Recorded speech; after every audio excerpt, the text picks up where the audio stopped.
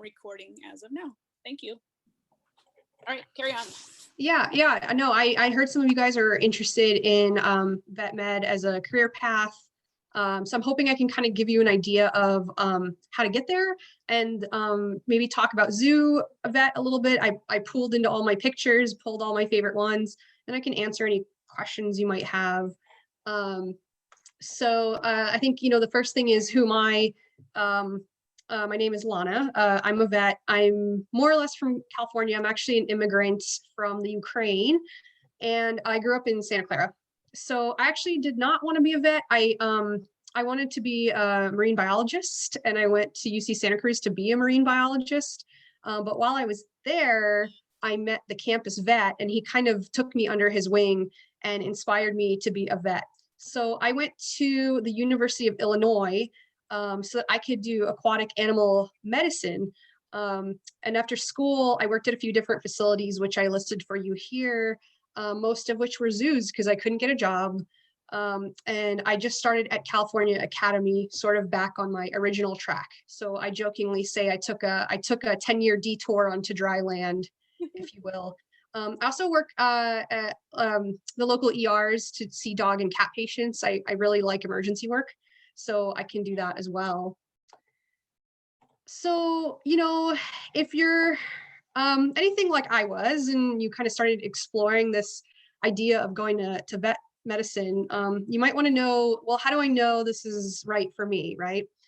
And I think I made this list for you guys. I think if all or most of these things apply to you, you'd probably be pretty happy in this field. Notice that the first thing I wrote on here is that you have to be a people person. I get a lot of people that say, gosh, I want to be a vet. I just love animals. But the truth is you really have to love the people that come with the animals, because so much of the job is working with the owners or the zookeepers. You should probably, of course, like animals, or at least have an interest in animal related things. You should probably like learning because you have to do 4 years of vet school and take lots of classes while you're there. Medicine's a bit messy, so you should probably be okay getting dirty.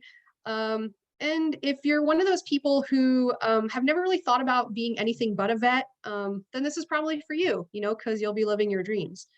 So to kind of highlight some of these, this is a photograph of myself and one of the nurses at the zoo, and we're digging through rhino poop because he ate a camera, and we were trying to get it back.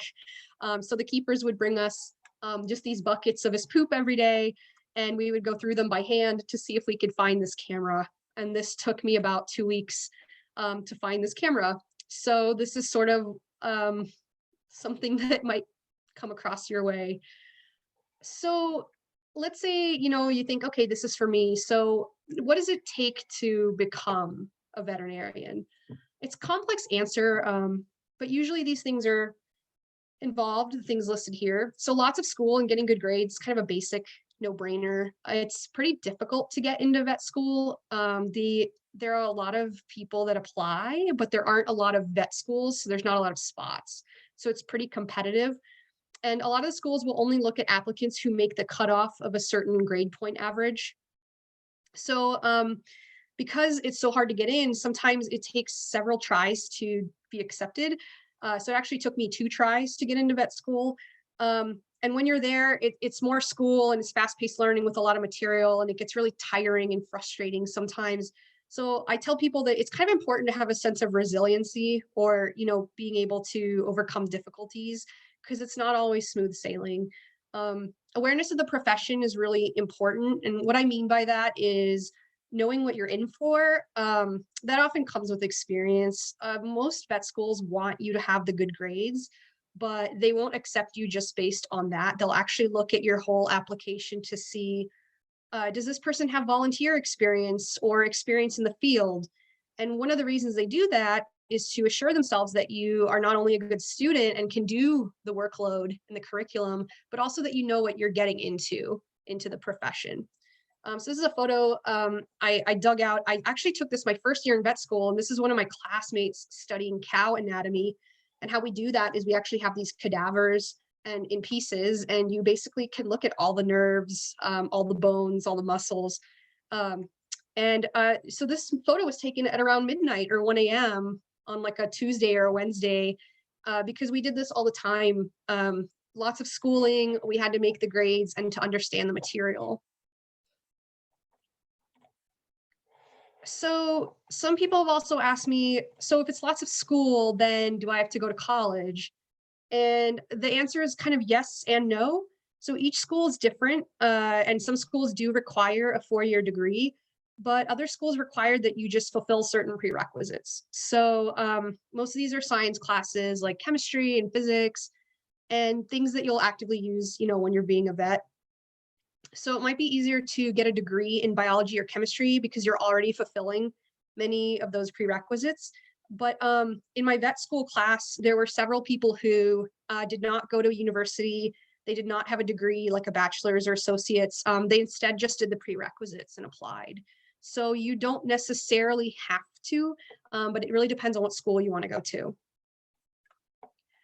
So one of the things you learn in vet school is farms. You learn large animal medicine, and we have these cattle that you come in and you can practice how to handle cattle and anatomy. Cuddling them is part of the curriculum.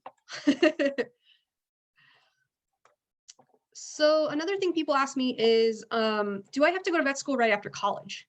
And the answer is no. You can actually apply whenever you want. So you can apply right after, which is what I did, or you can wait a few years and go and do something else. And maybe you decide you want to be a vet later on. I have several classmates who came back to vet medicine after other careers. Like one was a lawyer for 10 years and decided he hated it. And so he wanted to be a vet now, and he is. And another was a graphic designer for Kellogg's. She did the Morningstar Farms boxes you see in the freezer aisle. And then she went on to be a vet, and now she owns her own vet hospital. So really you can apply whenever you want, as long as you get those prerequisites. And this is a photo one of the nurses took of me. This chicken was recovering from surgery on my lap while I was writing records. So just another, Tuesday in the office. So if you become a vet, like what can you do with a vet degree, right? Because a DVM is a very broad degree. So one of the beautiful things about getting a DVM or a vet degree is it's a pretty versatile profession. You can kind of make it whatever you want it to be. So usually you kind of split into one of these 3 general categories. And then I listed some examples of what you can do under each, what kinds of animals you can work with. So I did aquatic, okay? So you can also specialize in these. So a specialist is a person who does just one portion of medicine really, really well, and they go through extra schooling to be labeled a specialist. So like if you break your leg, you might want to go see a surgeon probably, and not just like a heart doctor, cardiologist. Same for vets. You can be a horse surgeon, or you can be an internal medicine doctor who treats alpacas, or you can be a radiologist who does only snakes and lizards. So there's lots of things that you can do with it. And then what if you're kind of not crazy about maybe getting dirty and getting out on the floor with animals? So you can actually be a vet who doesn't work directly with animals and still be a veterinarian. So you go to vet school, you get the degree, and then you move on to something else. So for example, you can go to research. There's lots of vets who work on drugs for animals or work on vaccines. You can go into politics. There are vets who go to vet school and they become lobbyists and work in government. You can specialize in something that doesn't require hands-on care. So you could be a clinical pathologist and work at a lab, and you can look at blood smears like this one, and you can identify disease based on how the cells look. Some folks can work from home. Like if you're a radiologist, you're looking at pictures, x-rays, and ultrasound images of animals, and you don't actually see live patients. So that's why it's such a great field, is you can actually kind of like do whatever you want and find your niche. One of my classmates got her vet degree, and then she went on to law school because she wanted to be a lawyer who defends vets in malpractice suits. And that's how she thought it would benefit her. Another thing people ask me is, well, do vets make a lot of money? Which is a great question, when you're thinking about it. And the answer is not usually. Most vets, we're comfortable, but we're not exactly known for making tons of money. But it does depend. Like some of the specialists I just mentioned, they make a lot because they do the extra schooling, and the things that they do are very intensive. So they make more money than like your regular dog and cat vet probably does. It also kind of depends where you work. So for example, if you work for a corporation, as a dog and cat vet, you're probably going to make more money than a vet that works for like a shelter. So just because, there's more funding. So really depends on what faction you're going into. But in general, we do okay. It's just not the most lucrative profession out there. So just something to bear in mind. This is one of my favorites from vet school. These are my classmates, and they're at our dairy farm, and we learn how to palpate cow rectums. So we all have our hands up cow butts. And you can actually identify diseases like this, but also if they're pregnant and they've got a calf inside, you can actually check on how healthy the calf is by reaching in through their rear end. You can actually feel the calf, listen to its heartbeat, things like that.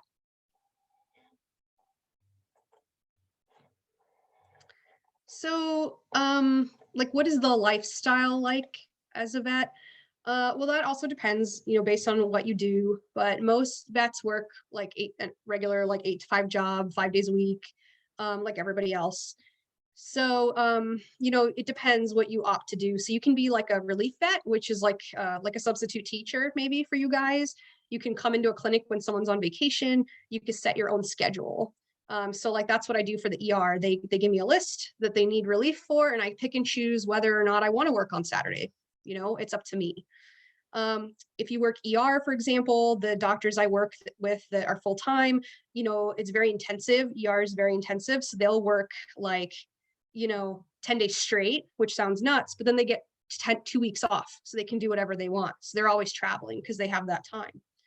Repro vets are called theriogenologists, and these are the vets who like work with dog breeders or work in the cattle industry, making food, so making more cows for food. They only work during the baby season, so they're very seasonal. So they get like 3 months off a year. So that's a totally different lifestyle. And again, other vets can work from home. They work for companies. They'll set them up with a home office, and basically, the more you work, the more money you make. So it's up to you how hard or how much you want to work.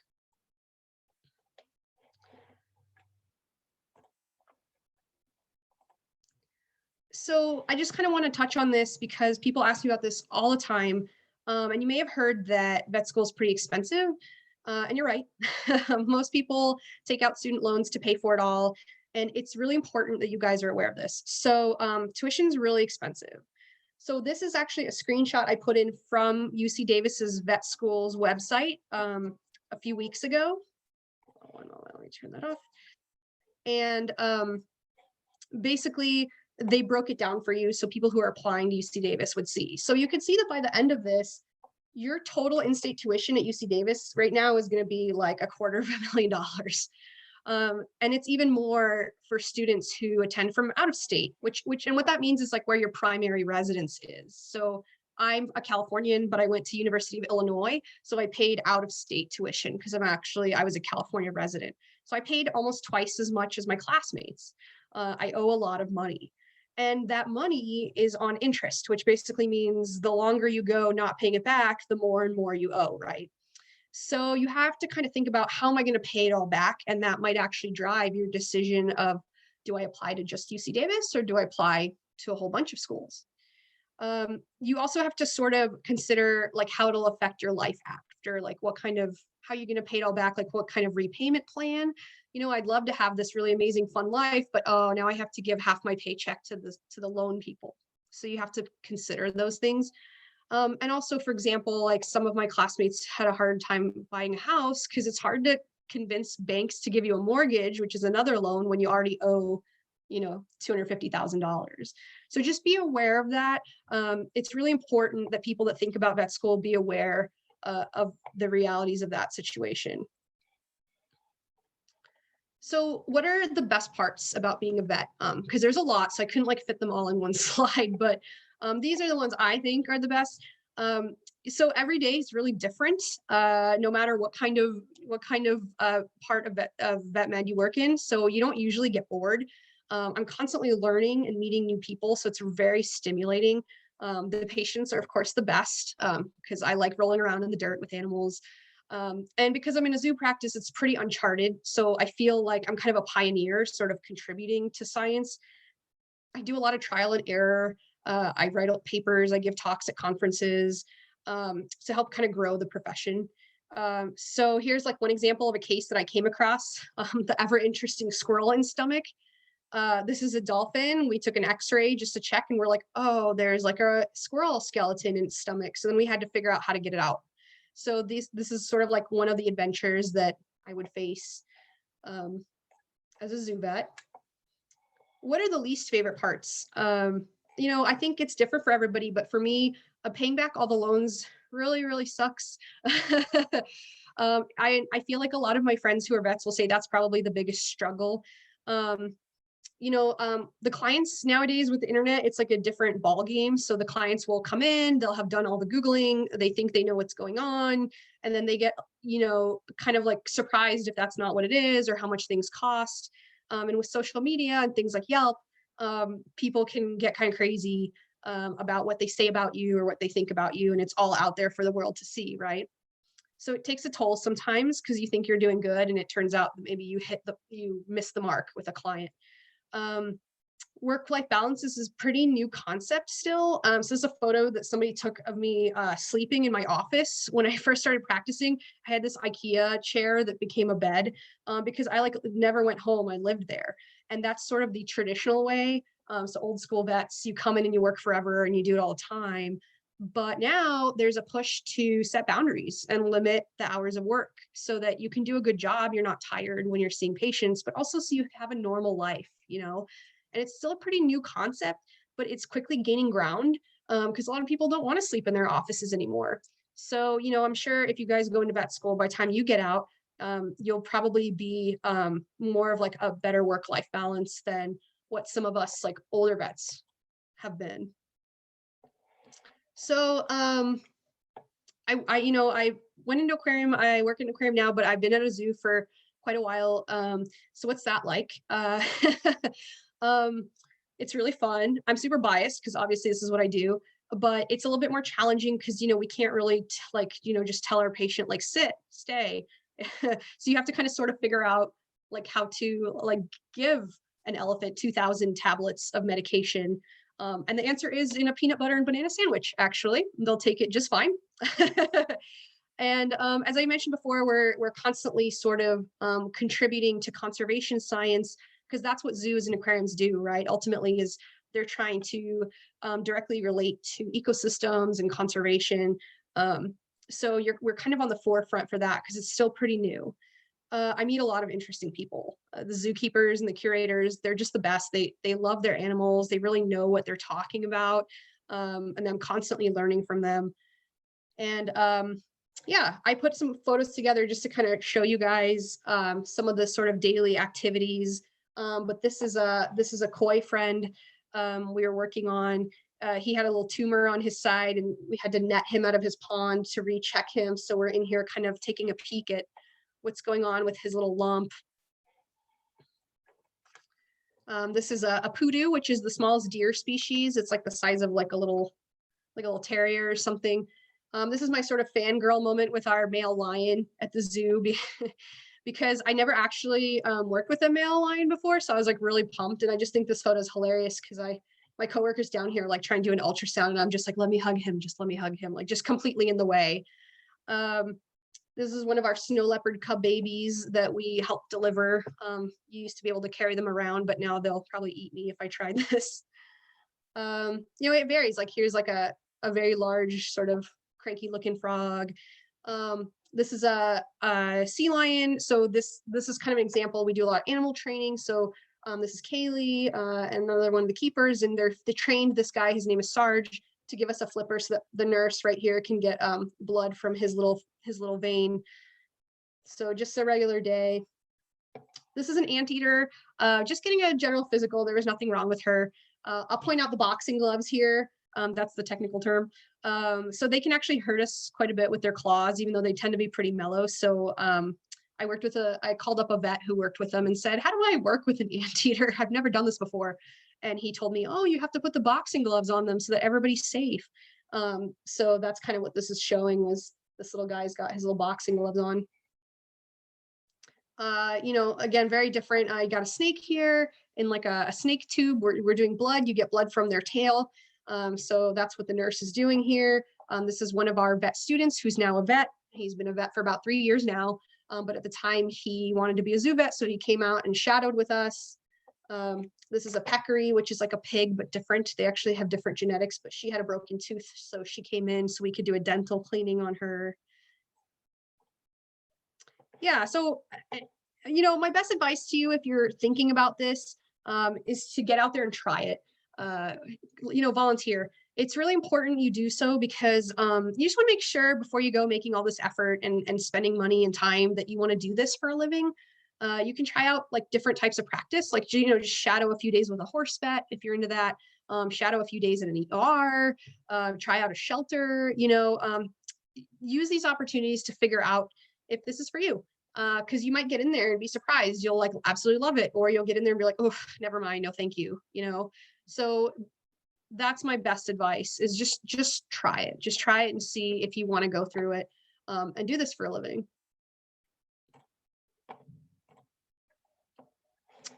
Give you guys a chance to ask me questions because that was just a very broad overview.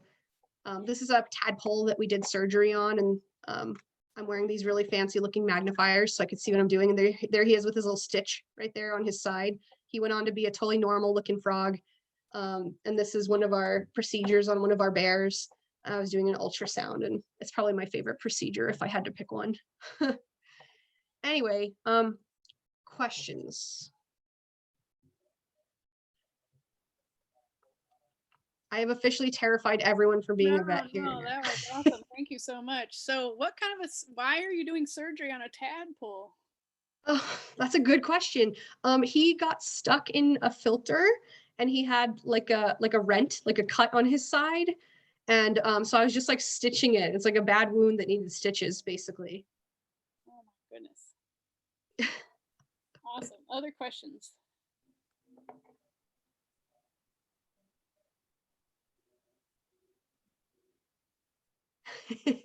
So you say you just started at the Academy of Sciences?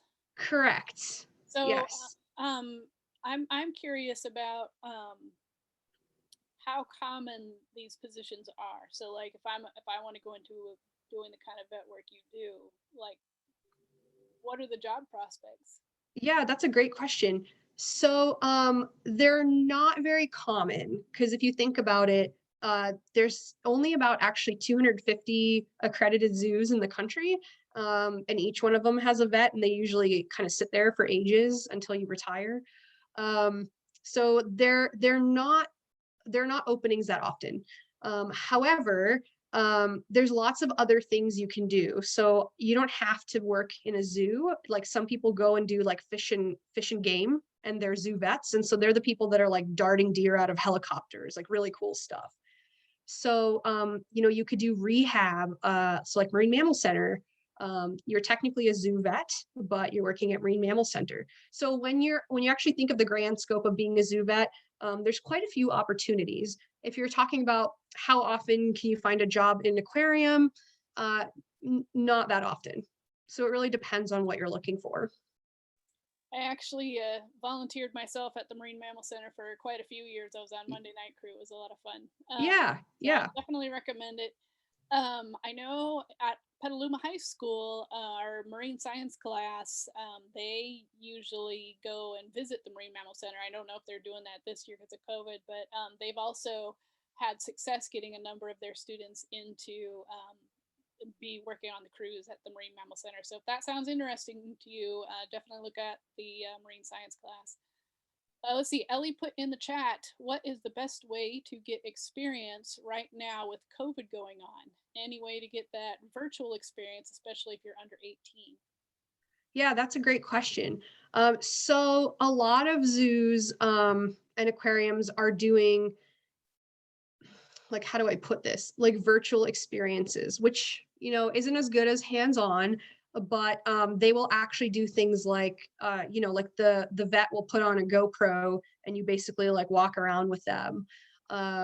Things like that. We usually do it through like the university or through your high school, depending on what kind of relationship you are to set that up. So that's how we're sort of trying to fill in the gaps.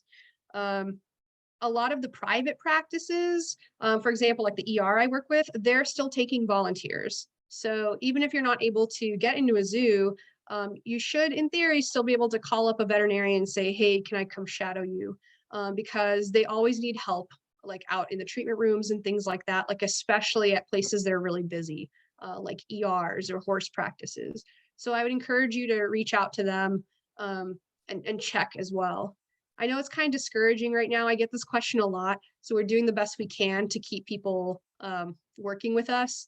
I recently taught some students in London. They were supposed to come out and work with me for a month, but I ended up just having the camera on me the whole time and basically like FaceTiming my day with them so that they got a chance to sort of work with me and see all the anatomy and see what we were doing, even though they weren't really there. So some zoos are doing that. You just have to kind of reach out to, you know, who you think you'd be interested in working with. And that could be local, or, you know, some zoos are known for stuff. Like San Diego Zoo is known for marsupials, and there's people that are really into like koalas, for example, and they'll call San Diego Zoo because they're the best for that kind of thing. So they'll reach out to them. So it kind of depends on what you're looking for.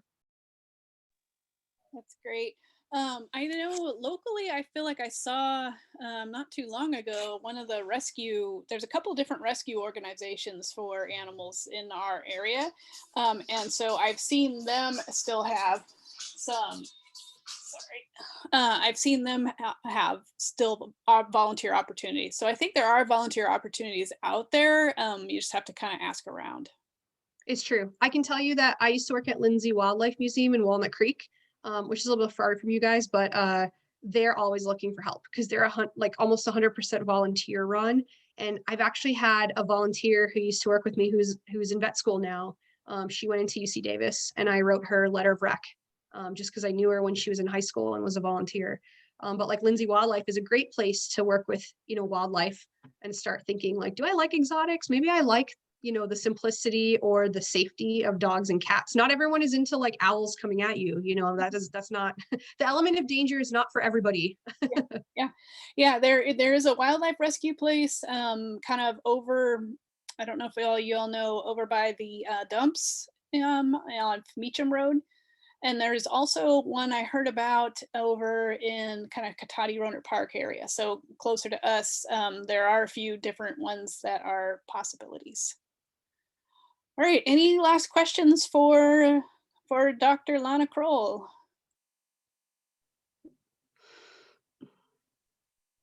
All right, Lana, I want to thank you so much for your Yeah. time today. And if some of our students who aren't here are watch the video later and have questions for you, do you mind me sharing your contact Not at information all. with them?